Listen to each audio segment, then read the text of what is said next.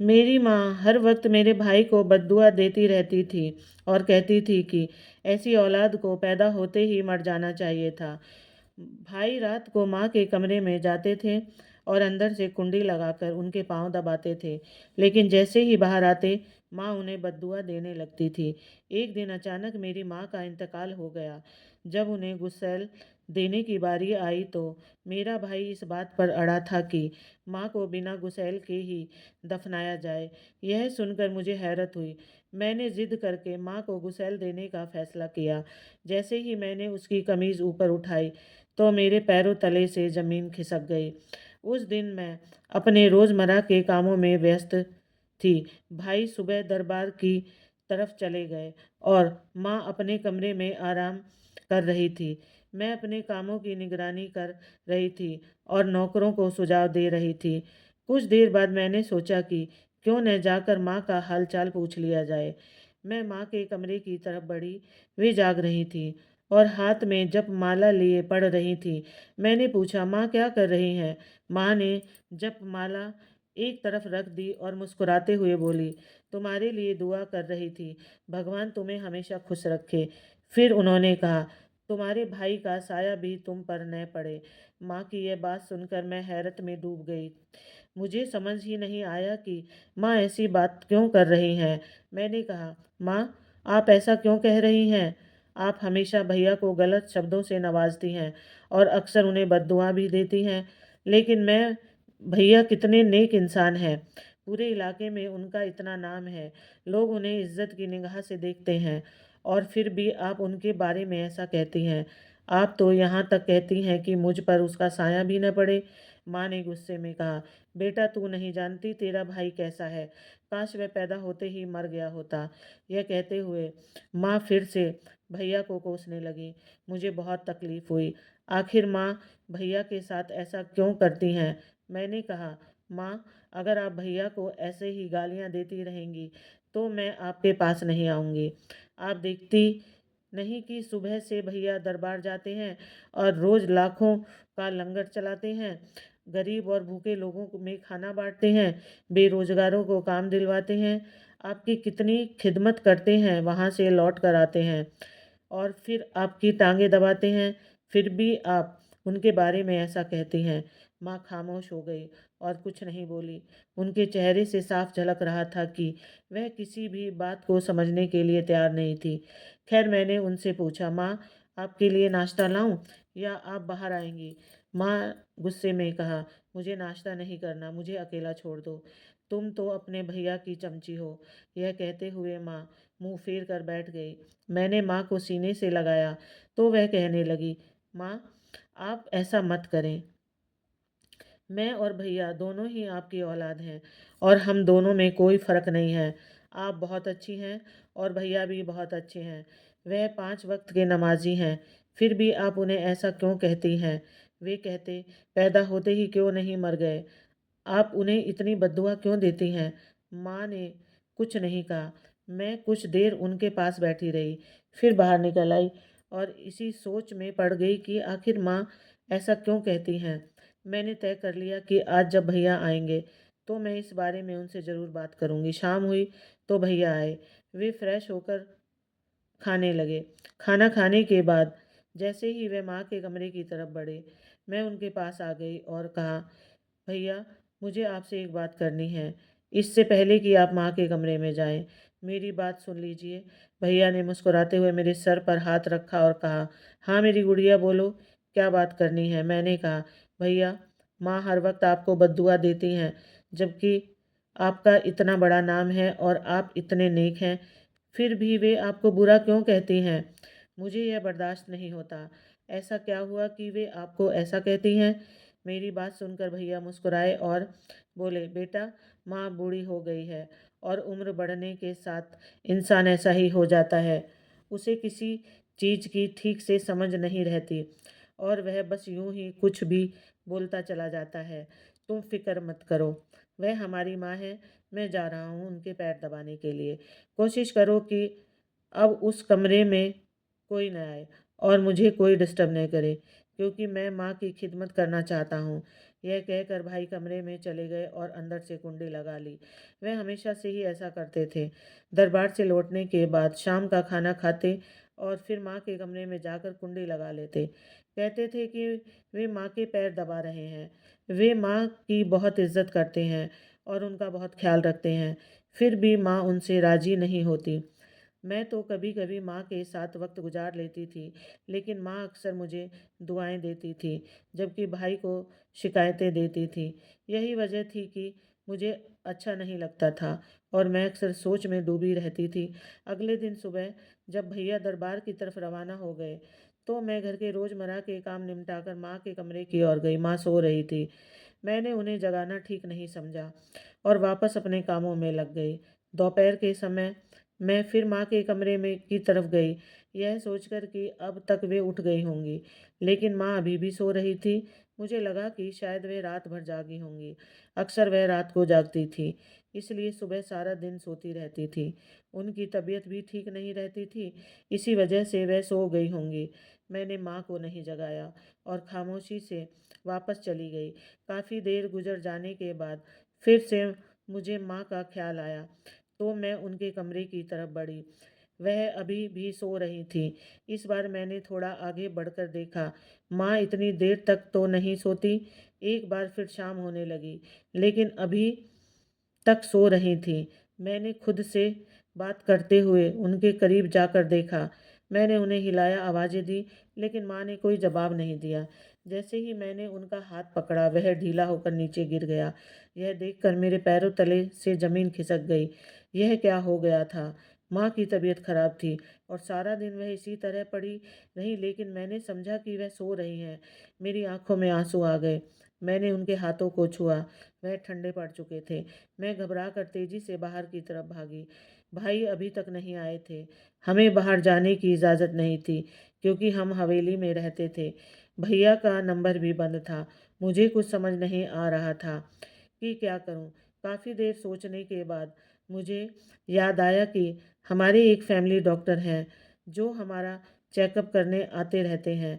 वह हमारे दूर के कजिन भी लगते थे। मैंने जल्दी से मोबाइल निकाला और उनका नंबर देखा।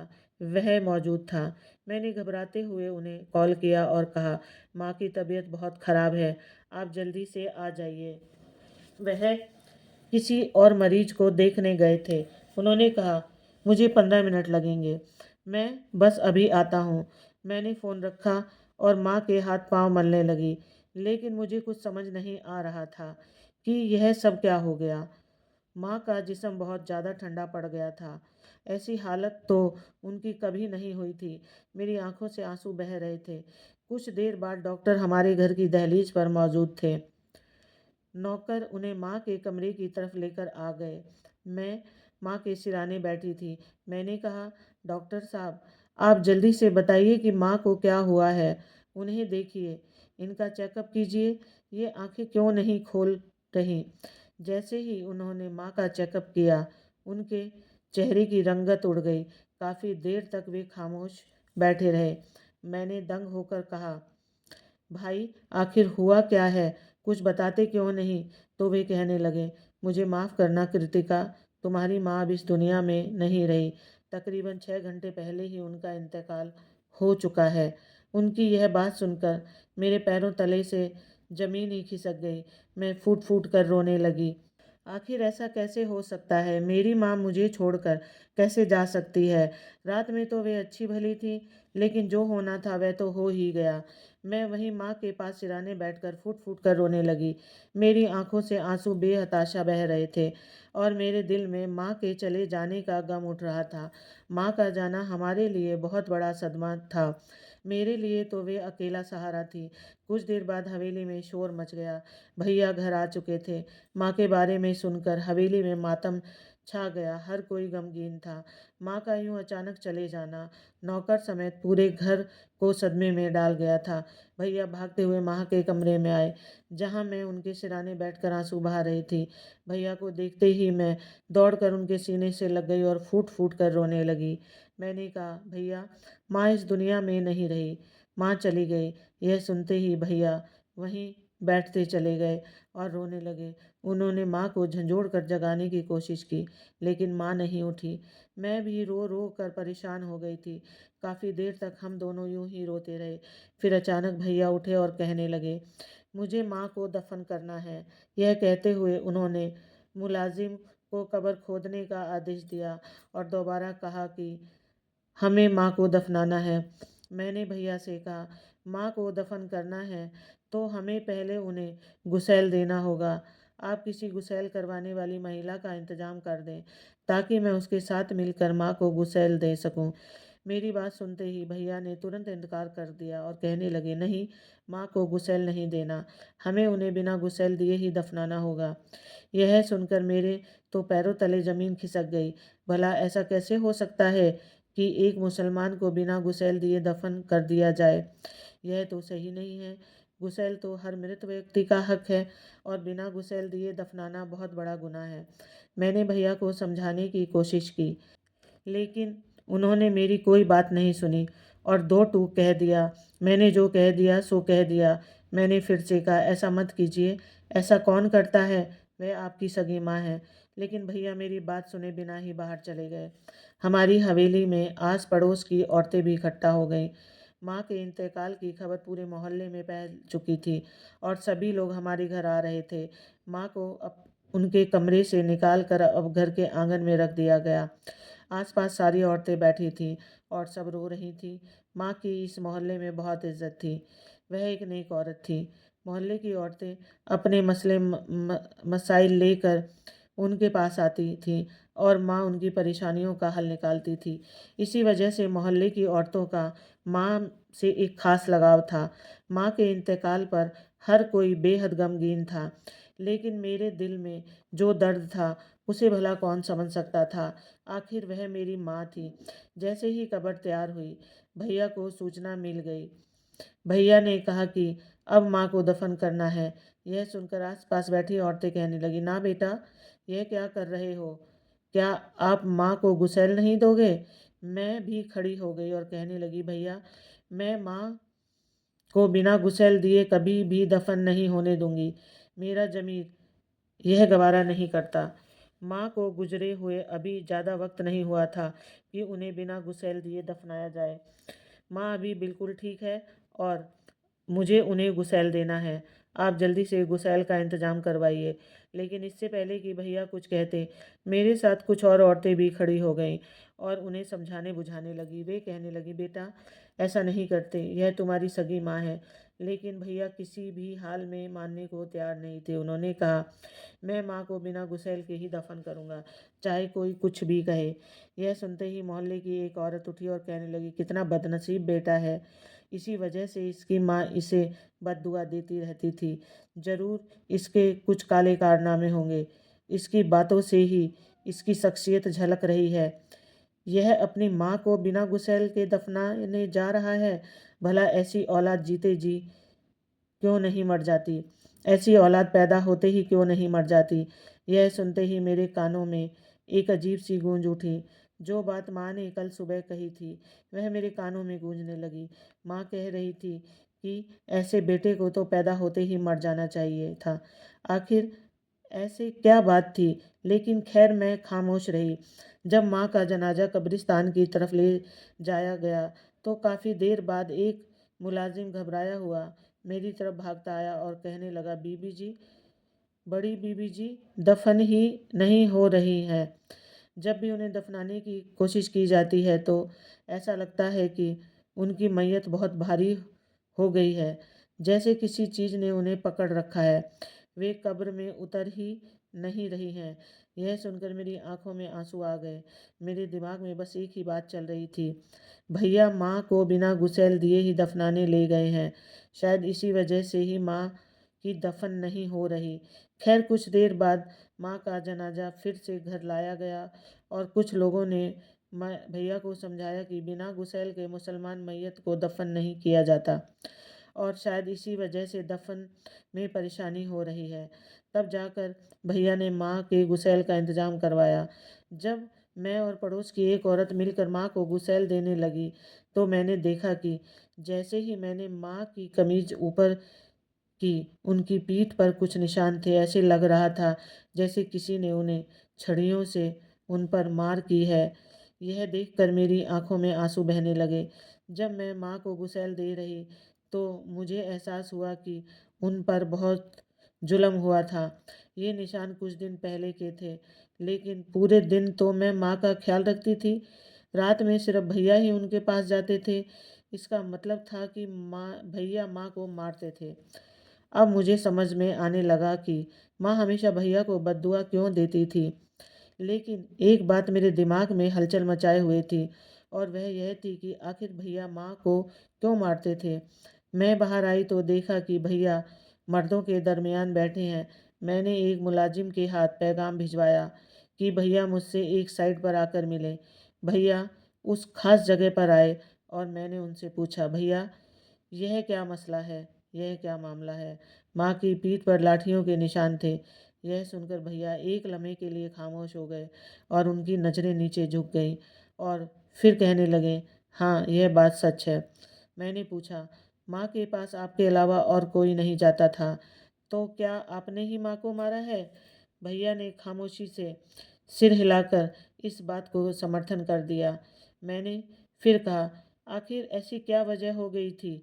आप तो दरबार में रोजाना 15 लाख का लंगर और खैरात बांटते थे, लोगों की इतनी मदद करते थे, बेरोजगारों को रोजगार देते थे, लेकिन इसके बावजूद आप माँ पर जुल्म करते थे।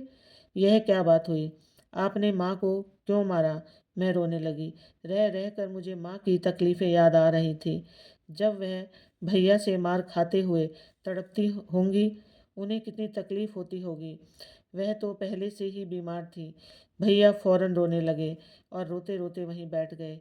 फिर मुझसे कहने लगे, कृतिका मुझे माफ़ कर दो, मेरे दिल पर बहुत बड़ा बोझ है। मैंने अपनी ज़िंदगी में बहुत बुरे काम किए हैं। तुम जानते हो कि मैं दरबार में लंगर और खैरात करता था, लेकिन इसके बदले में मुझे वहाँ आने वाली लड़कियों का सौदा करना पड़ता था। मैं पैसे लेकर उन लड़कियों को अगवा करवाता और उन्हें लोगों में बेच देता था। यही वजह थी कि मैं कुछ ही दिनों में अमीर हो गया। कुछ समय पहले माँ को इस बारे में पता चल गया। माँ के पास इसके कई सबूत भी थे। उन्होंने मुझे रोकने की कोशिश की, लेकिन मैंने उनसे कहा कि वे इस बात को भूल जाएं। माँ मुझसे कहती थी कि अगर किसी और के लिए नहीं तो कम से कम अपनी बहन के बारे में ही सोच लो। लेकिन दौलत के लालच ने मेरी आंखें बंद हो चुकी थी। मैं गलत रास्ते पर ऐसा उतर चुका था कि मुझे कुछ और दिखाई ही नहीं देता था। भैया रोते हुए यह सब कह रहे थे और मेरी नज़रों में गिरते जा रहे थे। वे आगे बोले, मैं हर रोज़ शाम को जब घर आता था तो माँ के कमरे में जाकर कुंडी लगा लेता और तुमसे कहता कि मुझे परेशान मत करना, मैं माँ के पैर दबा रहा हूँ। लेकिन सच यह था कि मैं माँ को इस बात पर मजबूर करता था कि वे किसी को कुछ न बताएं। माँ इस पर अड़ी थी कि वे तुम्हारे सामने मेरा पर्दाफाश कर देंगी। मैं नहीं चाहता था कि तुम्हारी नज़रों में मेरी जो नेक छवि बनी हुई है वह टूट जाए। मैं तुमसे बहुत प्यार करता था और नहीं चाहता था कि तुम मेरे बारे में गलत सोचो। माँ के पास मेरे अपराधों के तमाम सबूत थे और वे चाहती थी कि वे मुझे पुलिस के हवाले कर दें। मैंने कितनी ही लड़कियों की ज़िंदगी बर्बाद कर दी थी। माँ मुझे इस गलत काम करने से रोकती थी, लेकिन मैं बार बार उन्हें चुप रहने के लिए कहता, मगर माँ मुझे बद्दुआएं देती। इसी वजह से मैं रोज़ाना उन्हें समझाता, लेकिन जब वह नहीं समझती तो मैं उन पर छड़ियों की बरसात करने लगता। पिछली रात भी जब तुमने मुझे बताया कि माँ मुझे बद्दुआ देती रहती है, तो मुझे और भी गुस्सा आ गया। मैं उनके कमरे में चला गया और उनकी पीठ पर छड़ियों से वार करने लगा। मैं नहीं चाहता था कि मेरा भयानक रूप तुम्हारे या किसी और के सामने आए। मैं इस नेक सूरत और सीरत के साथ जीना चाहता था, लेकिन मुझे यह एहसास नहीं था कि मैं इतनी बड़ी गुमराही में पड़ा हुआ हूँ। आज जब मैंने सोचा कि माँ की पीठ पर छड़ियों के निशान होंगे, तो मैं उन्हें बिल्कुल बिना गुस्सैल के ही दफनाना चाहता था। लेकिन भगवान को जो मंजूर था वही हुआ। उन्होंने अपनी इस नेक बंदी की पर्देदारी की और मुझे बेपर्दा कर दिया। उस वक्त मुझे यह एहसास नहीं था कि मैं कितना घिनौना काम कर रहा हूँ। आज जब माँ की मैयत अचानक भारी हो गई और उन्हें दफनाना मुश्किल हो गया, तो मुझे समझ आ गया कि भगवान ने पूरा इंसाफ कर दिया। मुझे माफ़ कर दो। आज के बाद मैं ऐसा कोई काम नहीं करूँगा। मैं चाहता हूँ कि मेरी माँ जो चाहती थी, मैं बिल्कुल वैसा ही बनूँ। आज मुझे भगवान की तरफ से हिदायत मिल गई है। न जाने मैं कितने गुनाह कर चुका हूँ। मैं का माफ़ी के लायक तो नहीं, लेकिन मेरी प्यारी बहन, तुम मुझे माफ़ कर दो। तुम्हारा भाई बहुत गिर चुका है और ऐसी शर्मनाक हरकत कर चुका है कि अब वह अपनी आँखों में भी नहीं देख सकता। भाई ये कहकर फूट फूट कर रोने लगे। भाई का यूं रोना मुझसे देखा नहीं गया। मैंने आगे बढ़कर उनका हाथ पकड़ लिया और उन्हें सीने से लगा लिया। मैंने भाई को माफ़ कर दिया। हाँ, जो कुछ हुआ वह बहुत गलत था, लेकिन अब वह सच्चे दिल से तौबा कर चुके थे। माँ अपनी ज़िंदगी में तो भाई को सुधार नहीं सकी, बल्कि उल्टा भाई ही उन पर जुल्म करते रहे। लेकिन अब भाई को भी इस बात की हिदायत मिल चुकी थी। बेशक भगवान बहुत बड़े काम बनाने वाला है, वह इंसान को हिदायत का रास्ता दिखाते हैं। बेशक उन्होंने भाई को भी हिदायत का रास्ता दिखा दिया। भाई ने मुझसे वादा किया कि आज के बाद वह किसी भी औरत की तरफ आंख उठाकर नहीं देखेंगे और न ही उनका सौदा करेंगे, बल्कि अब वे भगवान की रजा के लिए और माँ की नेकियों के सवाब के लिए ही दरबार पर लंगर और खैरात करेंगे और लोगों की मदद करेंगे। मुझे भी भाई की पर यकीन हो गया। मैं एक बार फिर उठी और उस औरत के साथ मिलकर माँ को गुस्सैल देने लगी। गुस्सैल के बाद जब हमने माँ को कफन पहनाया तो हमें एक ठंडी हवा महसूस हुई।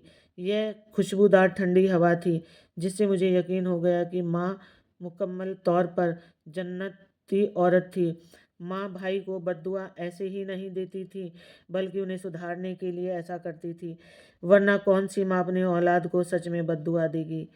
जब भाई की हरकतें हद से ज़्यादा बढ़ जाती थी, तभी माँ कहती थी कि ऐसी औलाद को तो पैदा होते ही मर जाना चाहिए, और मेरे ख्याल में माँ बिल्कुल ठीक कहती थी। लेकिन अब भाई की पूरी तरह बदल चुके हैं।